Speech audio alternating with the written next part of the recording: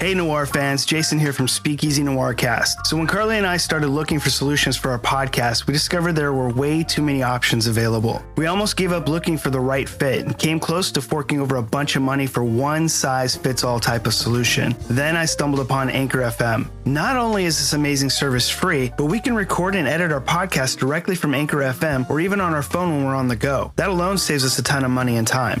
But there are several other major benefits to using Anchor FM that makes it the perfect fit for us. Anchor has a built-in solution for distributing our podcast to all the major outlets, including Spotify, Apple Podcasts, and just about anything else you can think of. You no longer have to submit your RSS feed to every single service in existence just to get your episode to your fans. And talking about money again, like I said, Anchor is absolutely free. And Anchor FM will even help you to make some cold hard cash right from the very beginning. Anchor FM has a unique advertising platform that doesn't require a minimum listenership. So right out the gate, you can start making some money. So let's put it in perspective. Anchor FM is free, everything you need to make a podcast in one place, instant distribution, and they'll help you make some money right from the start. So if you've been struggling to find the perfect platform for your podcast, download the free Anchor app or go to anchor.fm to get started. After you finish this episode, of course. In 1996, Chris Carter followed up The X-Files with the darker, arguably more sophisticated series, Millennium. Fans yearning for Frank Black's heroic return can revisit past nightmares and see glimpses of a hopeful future in the new feature-length documentary, Millennium After the Millennium. Villain Media affirms the documentary establishes how relevant the former Fox series still is to society. UK Film Review says Jason D. Morse creates an enthralling documentary. Screen Critics calls it an absolute must-see, featuring new interviews from Lance Henriksen, Chris Carter, Frank Spotnitz, and many more. Millennium After the Millennium is available now at thetimeisnow.mm.com. This is who we are. Episode number 8. We're on episode number 8, and I know, I don't know why I have this issue where I have to say what the episode number is, even though I think we established on the last one that we don't have to have episode numbers. No. Yeah, so I mean, we just have titles, right? Yeah. Of the movie. But before we get into our movie today, we are going to talk about what our cocktail of the night is going to be. All right. Oh, I'm excited. You're not, though, because there's no gin in it. I know you better than that. What is it? It's called a Cape Codder. A what? Cape Codder. I don't know. Cape Never heard of it. Codder. Cape, like Cape Fear, Cape Codder. Cape Codder, as in like cod. Codder. Codder. Is this a fish drink? I don't know. I'm about to find out here. All right, so the drink for tonight is a Cape Codder. It's 1.5 ounces of vodka, 3 ounces of cranberry juice, a ½ ounce of fresh squeezed lime juice, and a lime wedge. What you do is you fill an old-fashioned glass with ice. You add the vodka, the lime juice, and the cranberry juice, and then you garnish it with the lime. And you serve. That sounds quite nice. Yeah, and you know, my wife drinks a lot of vodka and cranberry. It's like her favorite drink. I don't think she normally uses like the lime or lime wedge with that particular thing, but recently she's been using, doing a vodka with a ginger beer and then adding some lime to it.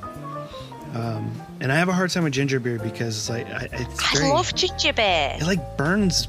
I don't know. It's strong to me, and so I can do a little bit, but too much and it like burns my mouth.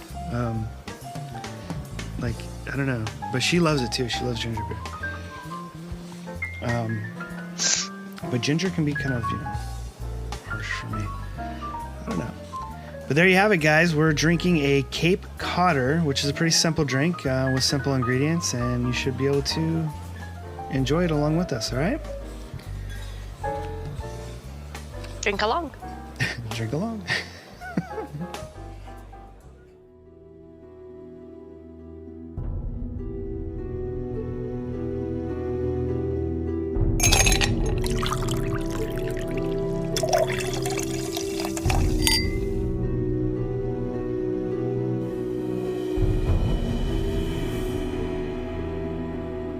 Tonight's movie is called Suddenly, which is a 1954 American film noir directed by Lewis Allen with a screenplay written by Richard Sale and stars Frank Sinatra, Sterling Hayden, and features James Gleason and Nancy Gates.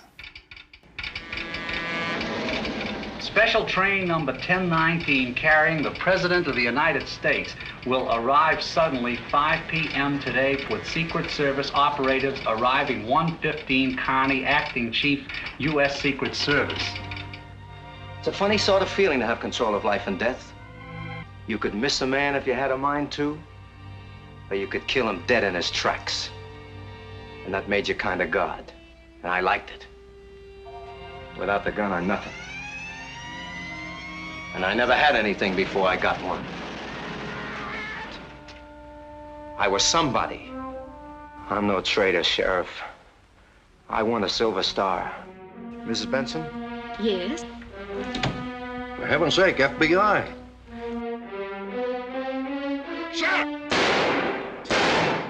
Nobody leaves the house until we do. If anybody wanted to kill the president, he could do a beautiful job of it right from this window of yours. So, Carly, it's now time for you to give us your famous, super, sometimes famous, amazing synopsis. Sometimes amazing. Okay.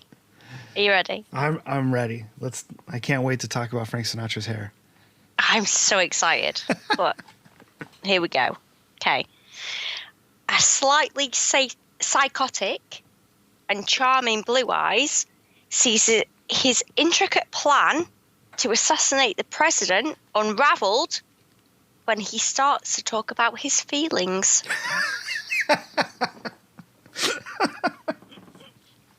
Did you like that? I loved it. Good. I'm glad. That was pretty good. In a nutshell, that's what it is.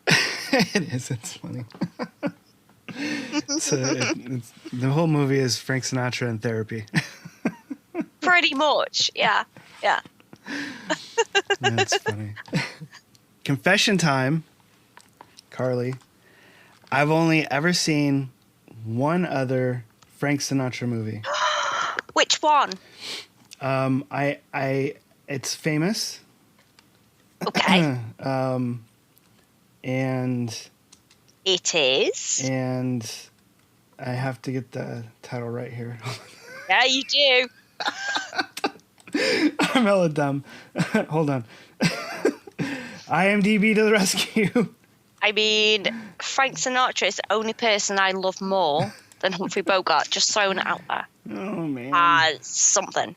I mean, clickety click. This is horrible. His credits are like fucking forever. That's because he's awesome. Oh my god, this is terrible. I'm creating such a bad show here. I'm not happy right now. Okay, I'm looking. Oh, is it Guys and Dolls? You tell me. I think it might be Guys and Dolls. Did you like it? I mean, were you happy? I don't remember. Oh, no, wait. No, that's a TV series. No. No, wait. I'm not sure. I've never seen the original Ocean's 11 either. So. Really? Yeah. Oh, wait a second. The Manchurian. that. I saw the original Manchurian Candidate. Oh, yeah. I don't recall him being in there. That's so dumb. I'm terrible. Yep. I'm awful. Pretty much. Oh man. I don't know which one it was. Wait, Cannonball Run 2? You are shocking. He was in Cannonball Run 2. That's crazy. Wait, and he did a guest star on Magnum PI? And Who's the Boss? What? Kidding me? You are shocking right now. I know. I'm terrible. Honestly, don't know. I maybe I'm completely wrong. Maybe I've never seen him in a movie before. I don't know. This is horrible. I'm a terrible film lover. I feel like everybody's staring at me now. And it's a radio show. I really hope they are. All right. So you know what? I love the Rat Pack though. Does that count? Yeah, I suppose. I did go and see a Rat Pack. Oh hell, I don't even know what you would call it. It's like tribute show. Oh, shut up, yeah, man. it was like a play mixed in with music. It was really cool. I'm so jealous. It was Frank Sinatra, Dean Martin, and Sammy Davis Jr. or Sammy, right? Sammy. Shit. I'm so jealous. Oh, it's okay. Oh my God, my dogs are going nuts. Do you hear my dogs? Good, because they know that you've insulted Frank Sinatra's spirit. So, So, I didn't have a clue what this movie was about. I never heard of it. you never heard of it? No, I never heard of it. And I'm not a terribly big fan of Sinatra. He's okay, I guess. It's in black and white, so you can't even see his blue eyes. No, it's very sad. And if I hadn't known it was Sinatra, I wouldn't even known it was Sinatra. It was, I don't know. I guess he got a little praise for his acting in it, but it was okay. So I think like what sort of, I don't want to say it like ruined it because it definitely redeemed itself towards the end. But the beginning of the movie just felt like it was like a TV show. Like it was, I don't know, it just felt like it was kind of on the low budget side, kind of like a little corny in places. But then like as it progressed, like Frank Sinatra was pretty damn violent in this. And Yeah. I mean, constantly threatened to cut this kid's throat and like all this stuff. I'm like, well, damn. He was pretty sadistic. Yeah. Like he did not care anymore. And I could totally see this being remade. Like this 100% to me could be remade today without a problem. And it would probably do well. Like it's still valid.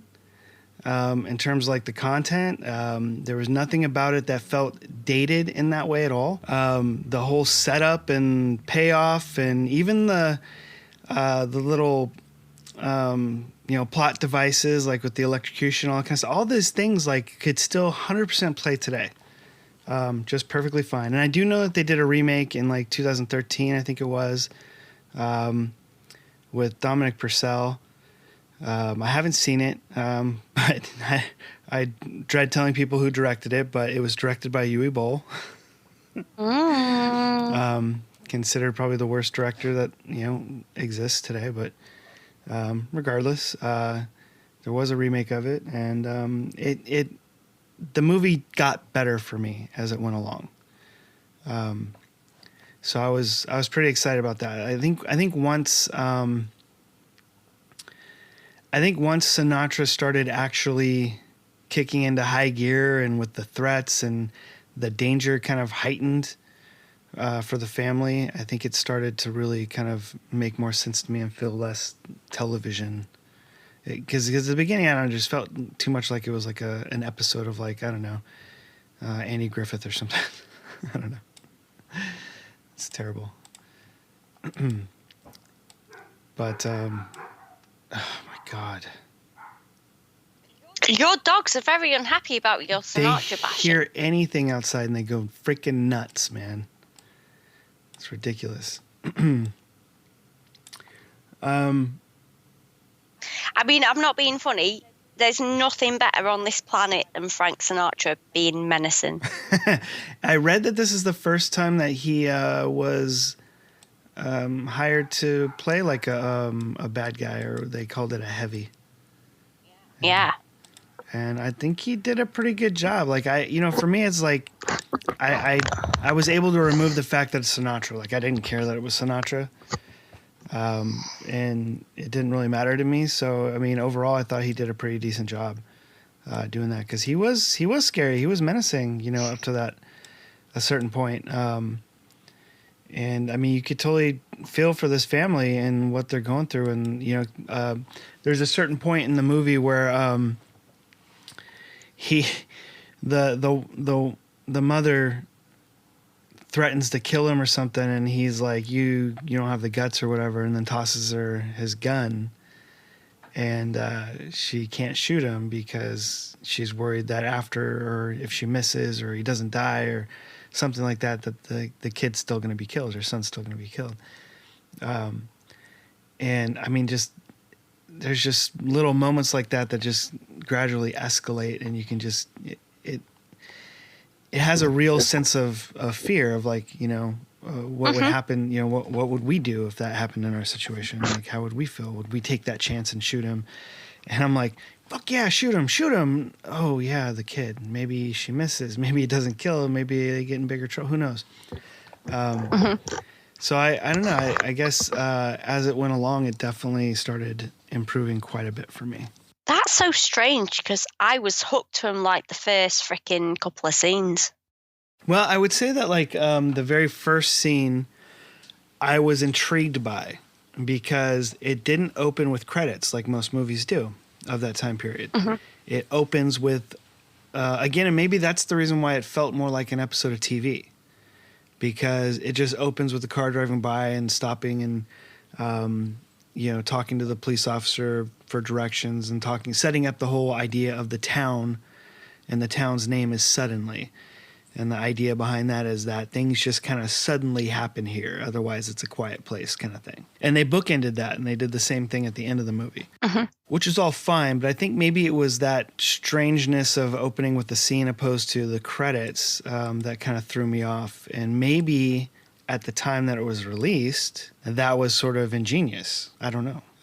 Because I could see that sort of being a thing, much like back in like 89 when Tim Burton opened Batman and changed I think it was Warner Brothers logo for the first time it had ever been done, sort of thing. Or the opening of Indiana Jones and the Paramount logo with the mountain. You know what I mean? Just like interesting little things that have never kind of been done before.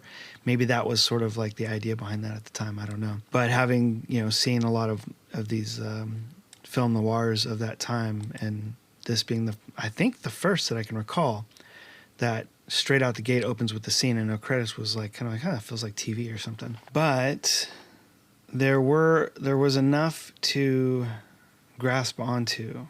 Again, I don't know.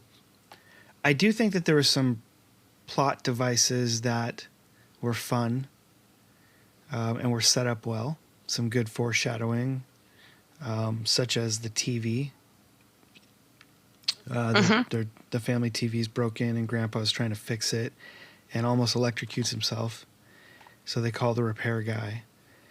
And of course the repair guy shows up much later on once the bad guys are in the house. And so that was some great foreshadowing to get another body in there who ends up being the guy that basically saves them.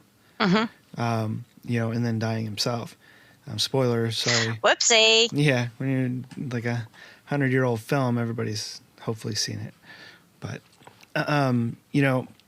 so there's some really great foreshadowing, and that leads into the foreshadowing with the electrocution and wiring the table and all that kind of stuff, which I thought was fun.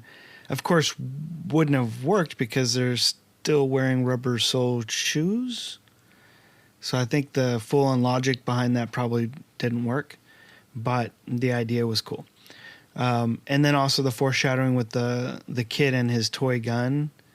And I really loved that scene because you don't see something that plays out so well in these older films as subtly as that. The grandpa kind of faking like he's having heart problems and sending the kid in to go get his pills, and him having an actual gun in his drawer.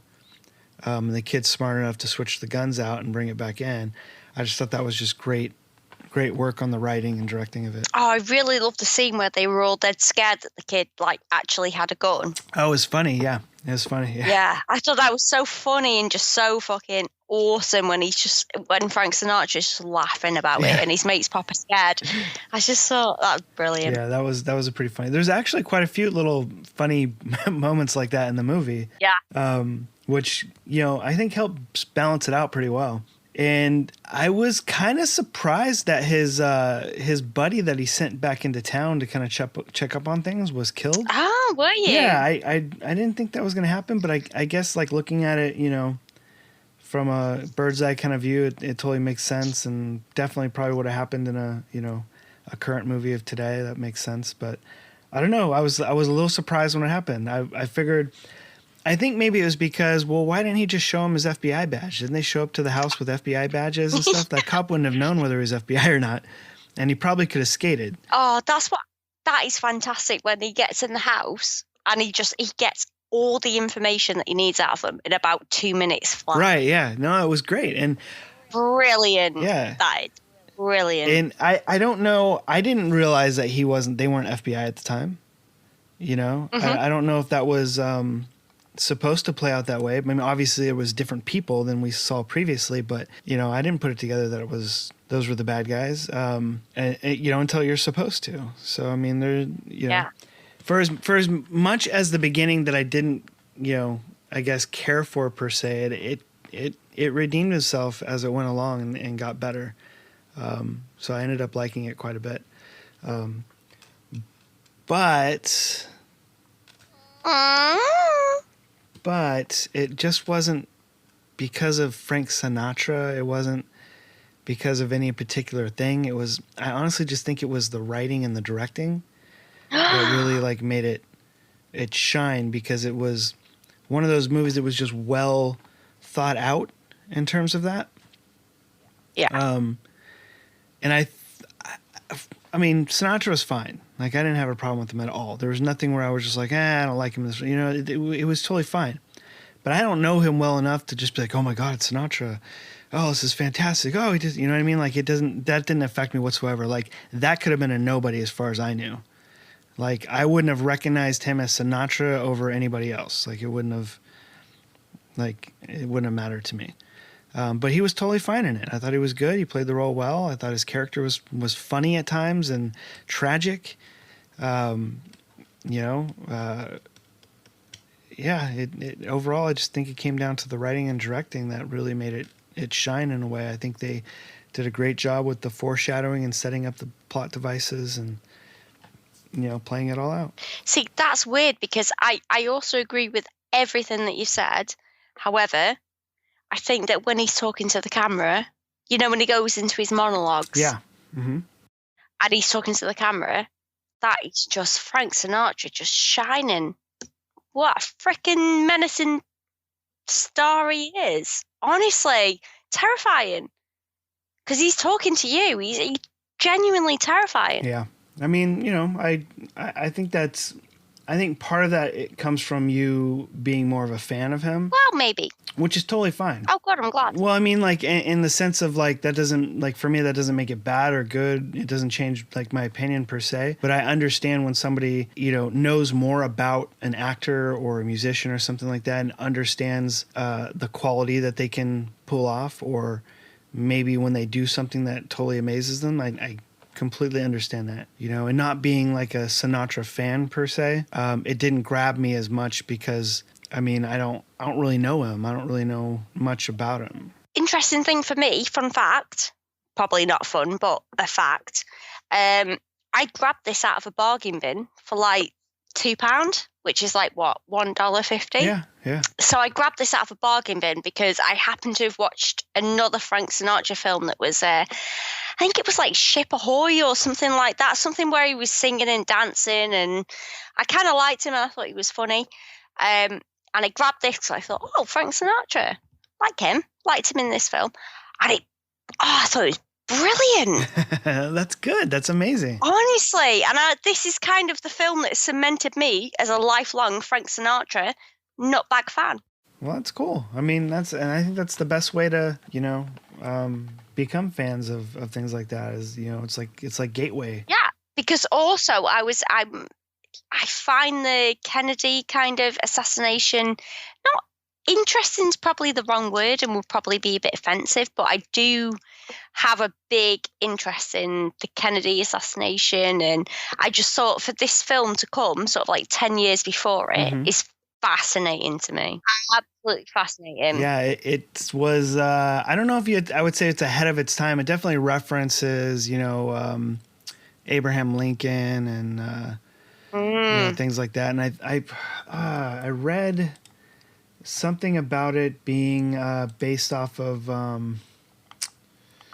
don't know. I'd have to look this up. I know that supposedly Lee Harvey Oswald watched this before he went and assassinated Kennedy, but whether that's accurate information or not, I'm not too sure. Well, from what I researched is that was true, and Sinatra particularly was disturbed by that and did not want this film to continue to be released or out there. So there was a rumor that he was buying copies and destroying them, which I guess they said was actually false. But the movie ended up, and that he was trying to stop the movie's theatrical release. But in reality, the movie just came to the end of its theatrical release engagement and left theaters on its own, as it was supposed to. But the timing was as such where it created rumors where people thought that's what was happening because of it. Which is interesting, I guess. I mean, I think that's, I don't know. I mean, that's not even the right time period to me. So I don't know if there was like a re-release of it or like what. I'm guessing so, yeah, because it was like, what, 10 years difference? Yeah, there was definitely. Was this 54? So, I mean, I just kind of, when I was reading that, I just kind of assumed like maybe there was a re-release of it or it was, you know, they'd put it back in theaters. 54 and 64, so that is 10 years difference. Yeah. Is it 64, Kenzie? 64, 65, 66? I don't know. This is the type of thing where you should just know what it is. It's 63. November 22nd, 1963. So less than 10 years. Yeah, it's 9 years apart. So it had to have been some sort of like theatrical re-release or something like that because there's definitely information out there about Sinatra being irritated with it or not wanting it to, you know, be distributed and whatnot. And I think that I don't know. It'd be nice to research how they did theatrical stuff back at that time. Did they re-release stuff or did it just sort of disappear? Because there was no home video or I guess they would sell 8mm reels and 16mm reels for home consumption, but I think that was mostly like short films. I don't think they really did feature films back then. I don't know. I'd have to look that up. Here I am again, always constantly. I have to look that up. Let me look that up. My Lord. I swear to God, I research this stuff, but I just come up with new things that I need to research while we're talking. So, hey, Carla, let's take a break real quick and talk to our listeners about our sponsors.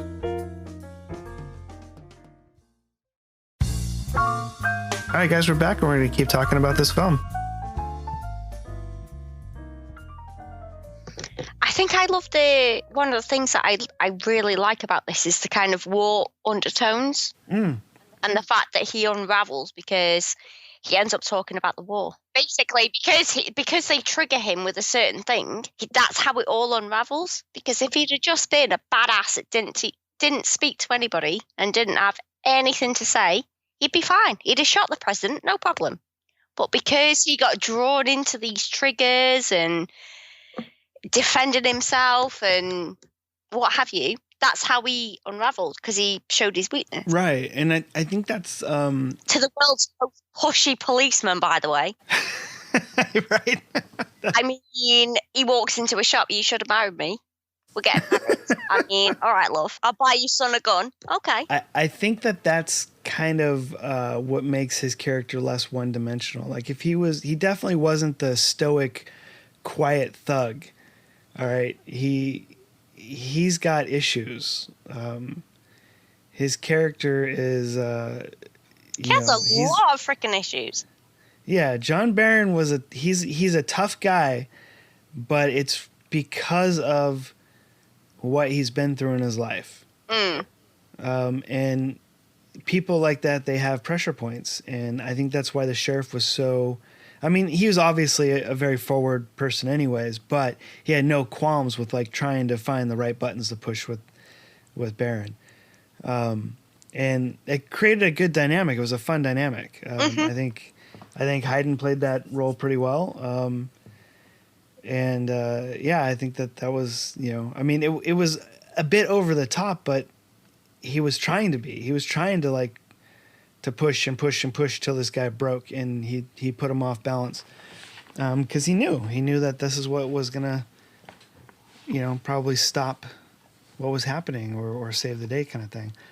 And it did work. In the end, it did work. Yeah, I mean, again, we could have another drinking game.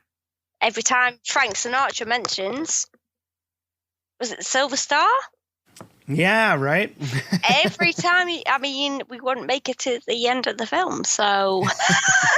And there was something to be said. As I was researching, I did come up with something about, I guess the mother in the movie was a little angry about her husband dying in the war.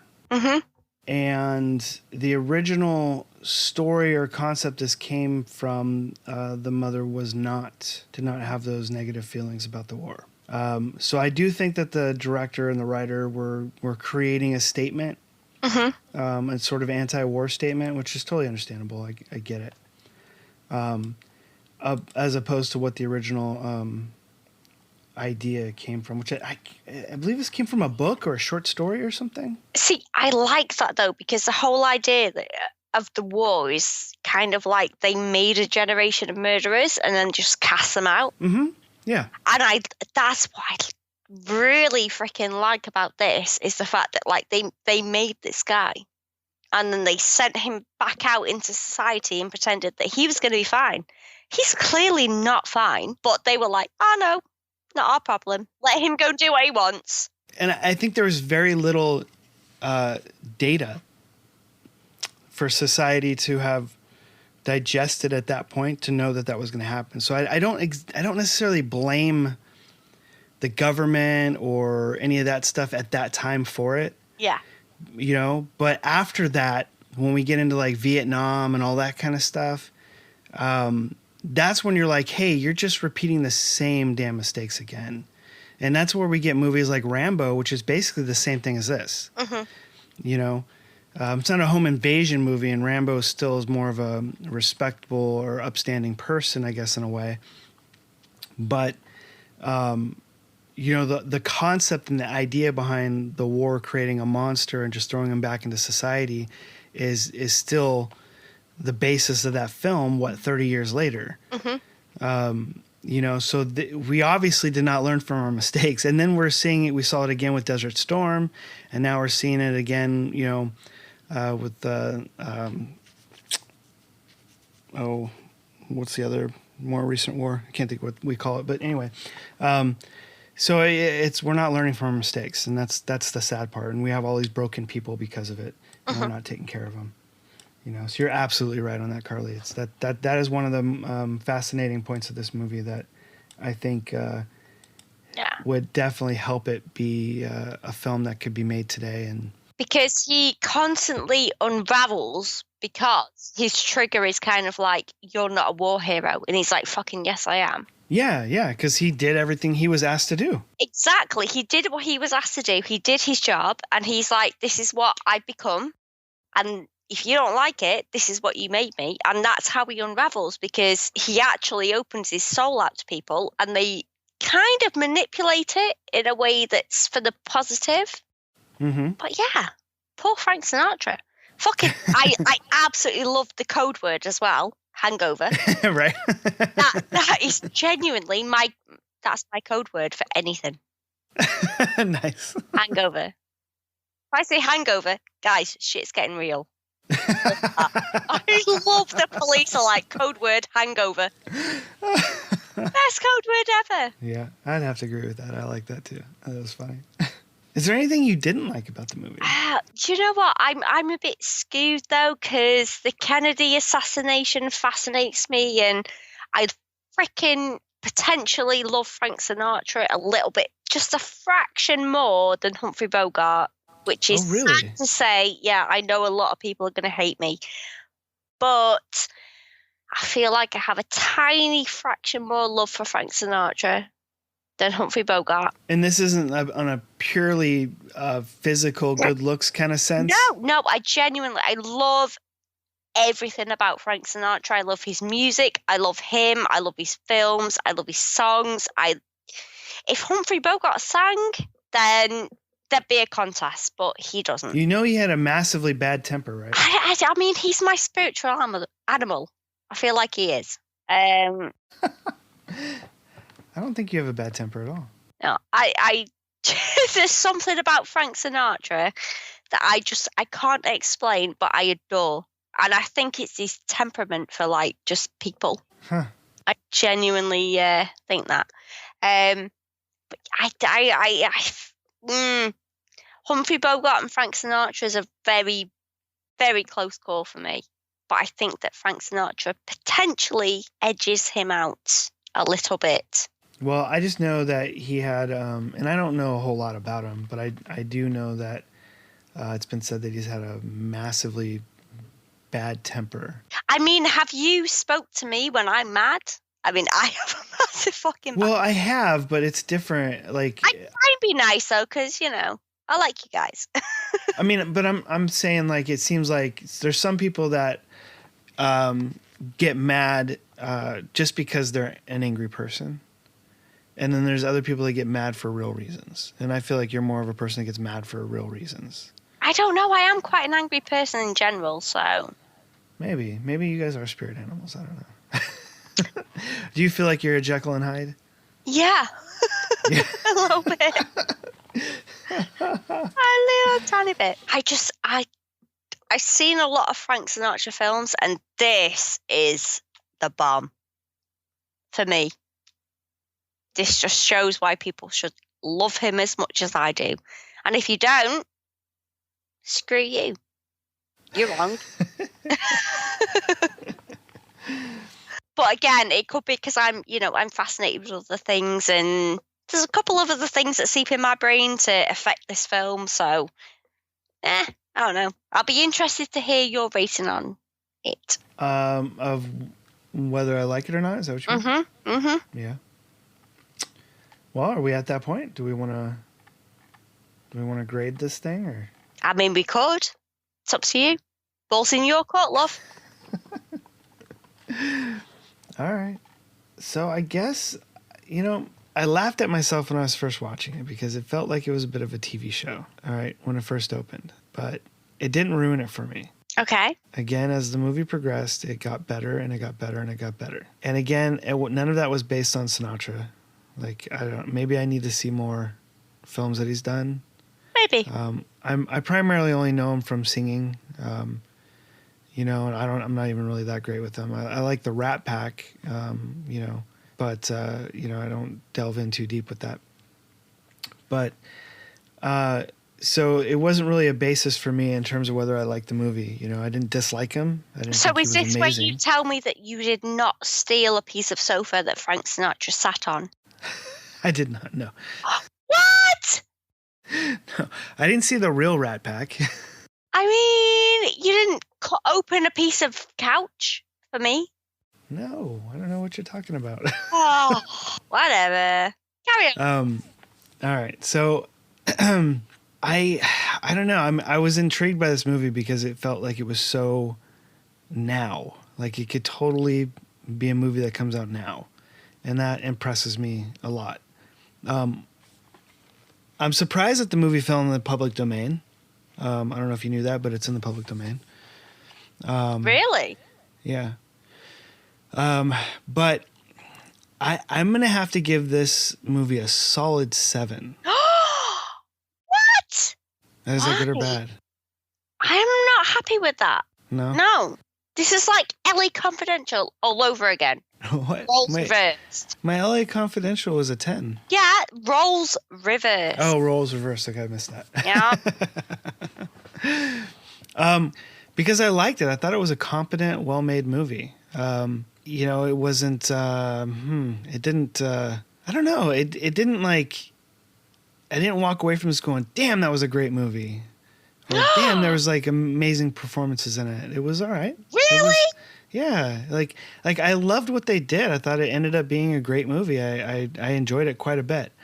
In the end, but it didn't. It didn't like. I don't know. It didn't just make me jump out of my seat and say, "Wow, this was phenomenal." I think as far as like camera work goes, it was pretty bland.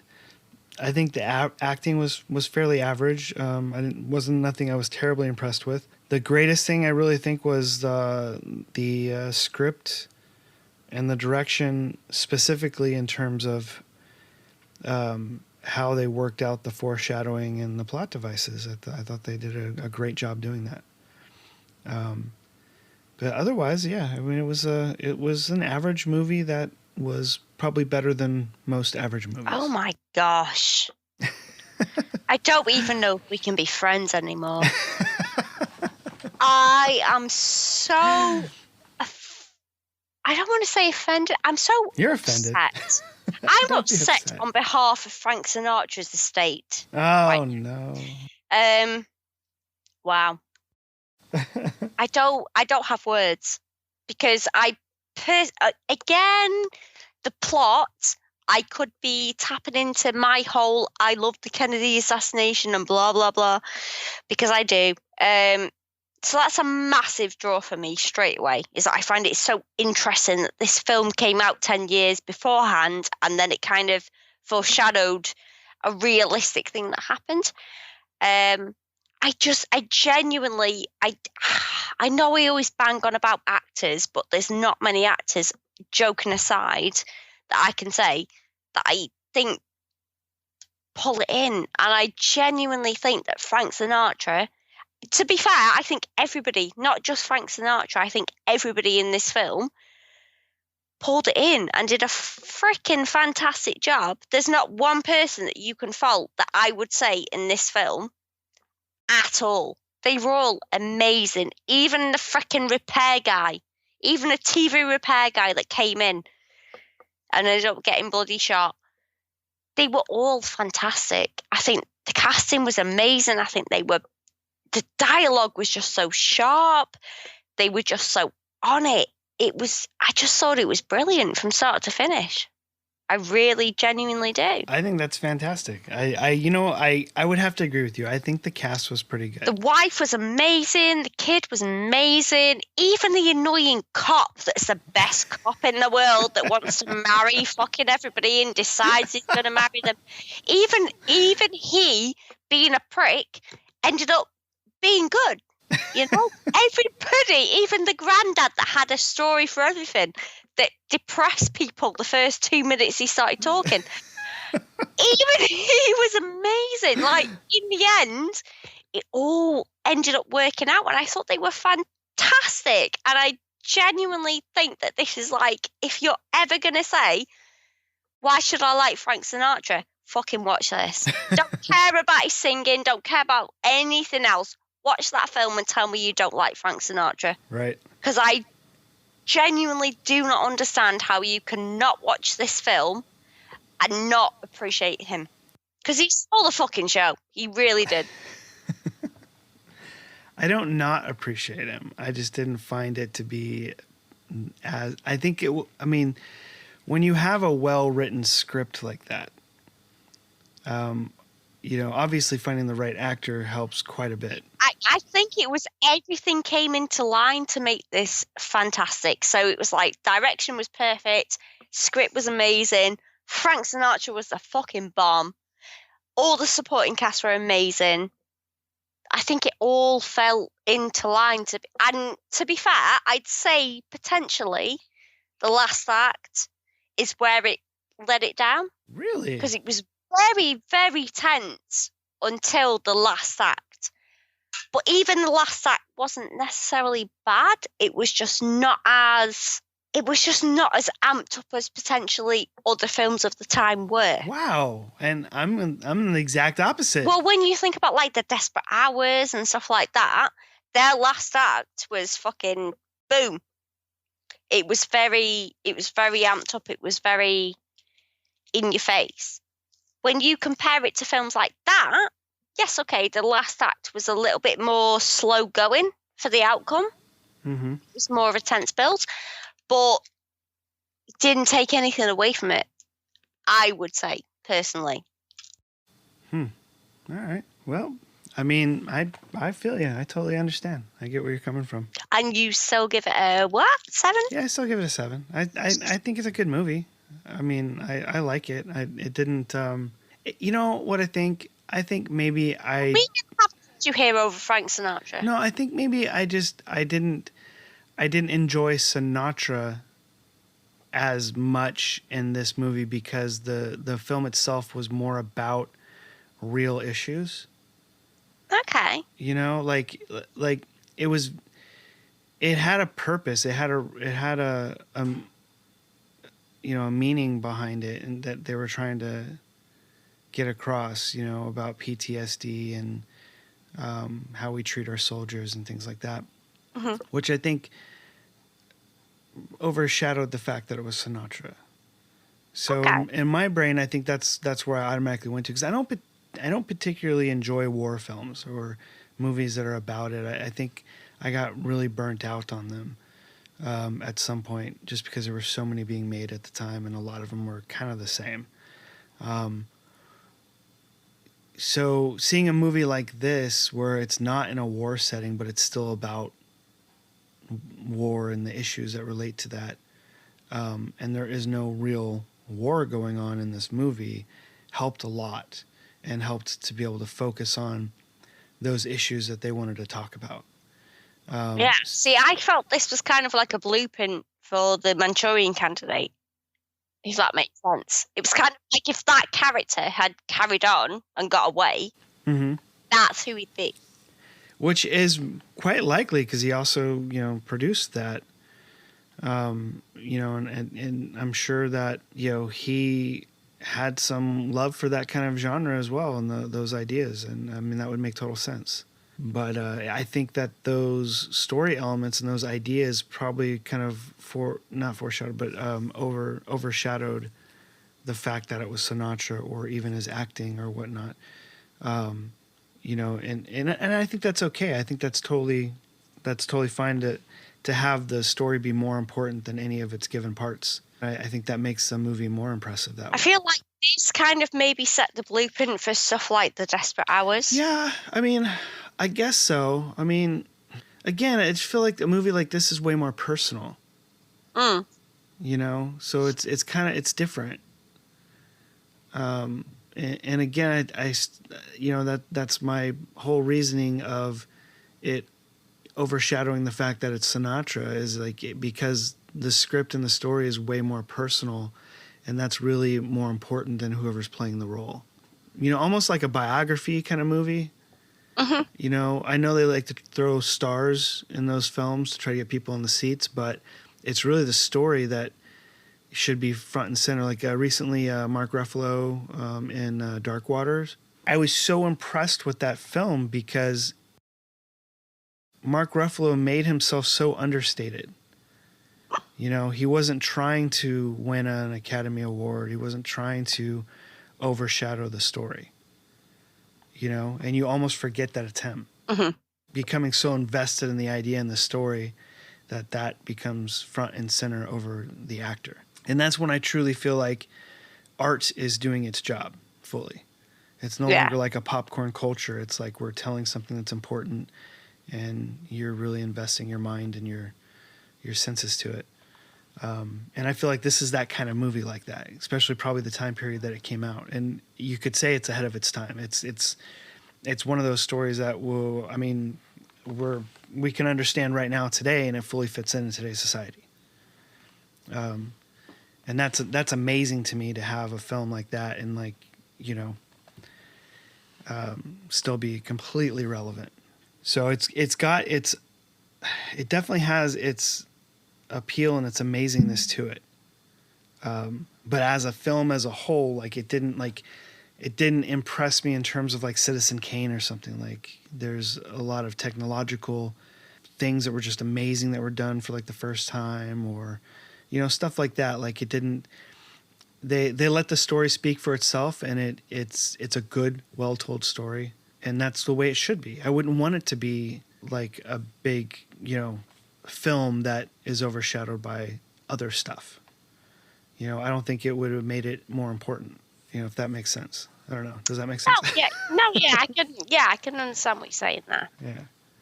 I think if it was like such a big deal that it was Sinatra, or was such a big deal like it won 25 billion Academy Awards, it would completely overshadow the point, is the idea.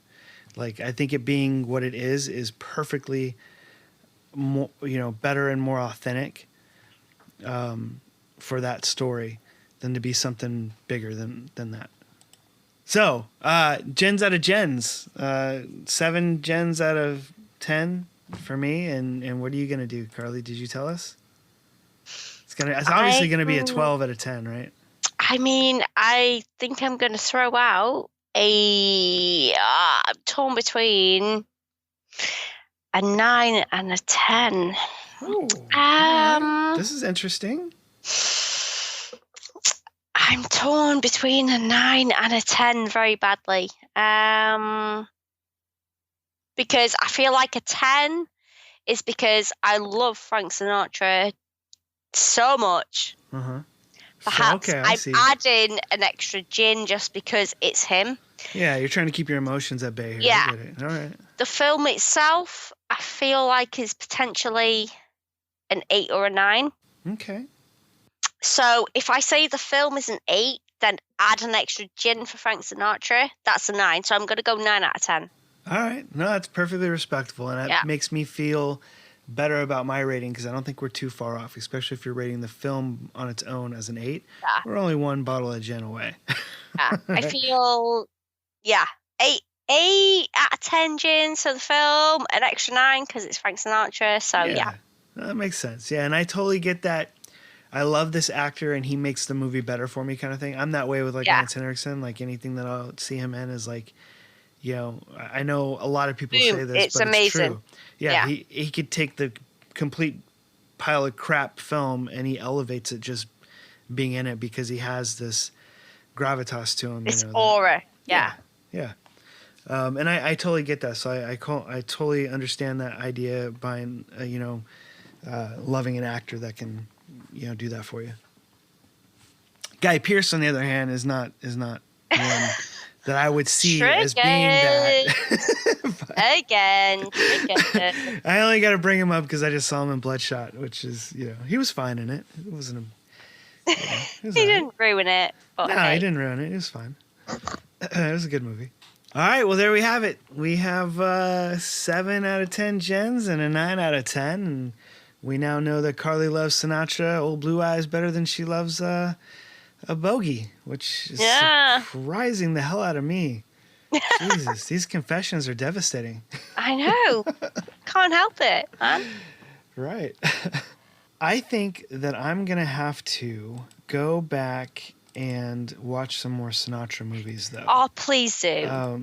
Yeah, I think I'm going to have to because, I feel like there's some holes in my viewing. He genuinely just makes me happy. When I listen to his songs, he makes me happy. When I watch him in a film, he just makes me happy. Even if he's being an asshole and he's killing people, I don't care. He makes me happy. I don't care. Kill the people. It's fine. Right. They were on board. It's fine. Same as Humphrey Bogart. Kill the people. It's fine. I don't care. At least Humphrey Bogart seemed to be like a good person outside of the film world. You know what I mean? Frank Sinatra seems like he was a major asshole. Well, maybe, but, I gravitate towards arseholes, so potentially.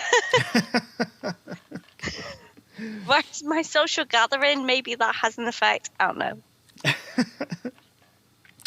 All right, well, there you have it, guys. That's Suddenly, starring Frank Sinatra.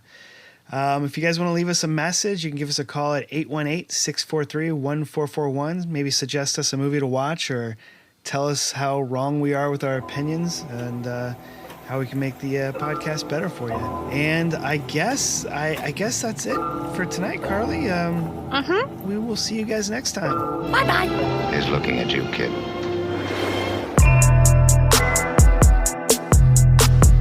Thanks for joining us this week on the Speakeasy Noircast. Make sure to visit our website, resurrectionfilms.net, where you can subscribe to the show in iTunes, Stitcher, or any of your favorite podcast apps, so you'll never miss a show. While you're at it, if you found value in the show, we'd appreciate a rating on iTunes, or if you'd simply tell a friend about the show, that would help us out too. If you like the show, you might want to check out our book, The Dark Side of Acting Up, available now on Amazon, or you can check out one of our films available on Amazon Prime.